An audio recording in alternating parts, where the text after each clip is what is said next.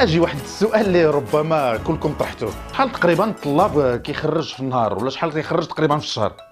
في هذه اللحظة تم توقيف هذا الشخص اللي كيدعي الإعاقة كيف ما غادي نشوفوا، وكيتظاهر أمام المواطنين باللي عنده غير رجال وعدة. يعني هذوك كيوهموا الناس بانهم يعني معاقين، ولكن هو راه ماشي، هو راه برجليه انتم هنا كتلاحظوا بانه يمكن له يوقف كاع، وقف دابا، وقف. انتم كتلاحظوا بانه الشخص الموقوف تمكن في ظرف ديال ساعتين يحصل على مبلغ ديال 300 درهم. زيد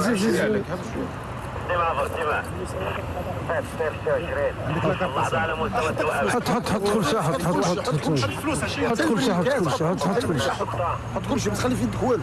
زيد صاحبي حيدتي فلوس، حيدتي ما بقاش عندك فلوس. عاد هذا قول شحال تقريبا، شحال كتجيب